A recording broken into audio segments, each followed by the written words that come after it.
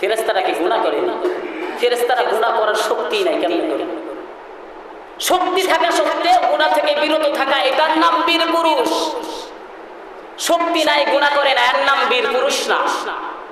এই জন্যই তো প্রবাদ বাক্যতে বলা হয়, যৌবনকালের জালেম বৃদ্ধ বয়সে বুজুর্গ হয়ে যায়। ঠিক কিনা? যৌবনকালের জালেমও যখন যৌবন ছিল কি পরিমাণ অন্যায় বিচার করত, শেষ বয়সে এসে মসজিদের কোনায় বসে, আমার চালান পাতি কিছু নাই, কি নাই? গুনাহ করার চালান থাকবে না, গুনাহ করবে। গুনাহ করার আর শক্তি নাই, এমন এসে মসজিদের কোনায় বসে, সারাদিন মসজিদে আসে নাই, শেষ বয়সে যখন রিটার্ন পাইছে একদম বাদমাল, তখন আইসা মসজিদের কোনায় বসে ইল্লাল্লাহ ইল্লাল্লাহ, দাম নাই। আল্লাহর কাছে যৌবন বয়সে হিসাব দিতে হবে। কিয়ামতের ময়দানে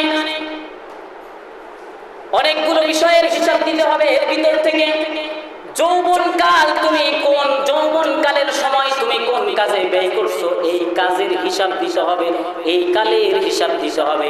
এই কালের হিসাব না দেওয়া পর্যন্ত এক কদম সামনে বাড়ানো সম্ভব না। যৌবনকালের আগে হিসাব দাও। বুড়া বয়সে কি করছো? বুড়া বয়সে তো আমাদের দেশের সরকারি নেয় না, রিটার্ন করে দেয়, বাদ মাল যাও, এখন বসে বসে খাও।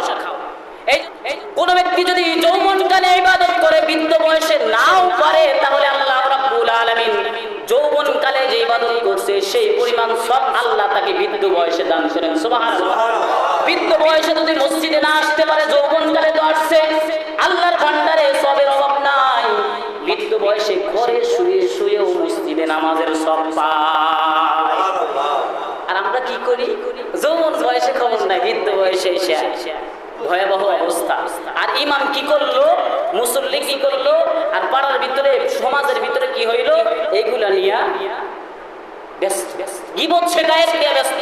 তখন তো খায়া কোনো কাজ নাই, টেনশন নাই, খালি কে কি করলো, কার ফল কি হইলো, কার বউ কি হয়েছে, কার ছেলে কি হয়েছে, কথাগুলোর আমার যুক্তি আছে না নাই?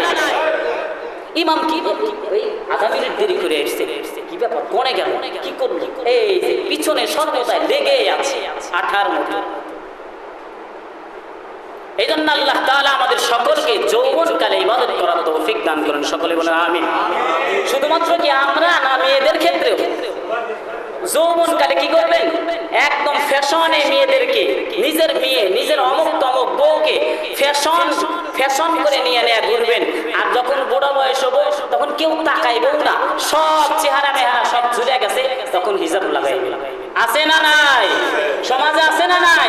যুবতী একটা পাশে একদম সাজায় সোজায় নিয়ে যায়, আর যে বুড়া, যার দিকে বুড়ি, যে যার দিকে কেউ তাকাইবেই না, তাকে সুন্দর করে হাতে মোজা, পায়ে মোজা, যার আর কোনো গুনাহ করার পরিবেশই নাই, এক মোজা লাগায়, মেকআপ লাগায়, পায়ে মোজা লাগায়, আরো যত প্রকারের আছে, অথচ যেটার দরকার ওটার খবরই নাই। আল্লাহ আমাদের ইসলামের পথে চলার তৌফিক দান করুন। লাগাইতে হবে কাকে? যার গুনাহ হওয়ার সম্ভাবনা আছে, যার গুনার দিকে আকৃষ্ট হওয়ার সম্ভাবনা আছে, তাকে লাগাইতে হবে। তবে বিদ্যাকে যে লাগাইতে হবে না, বিষয়টি কিন্তু এমন না।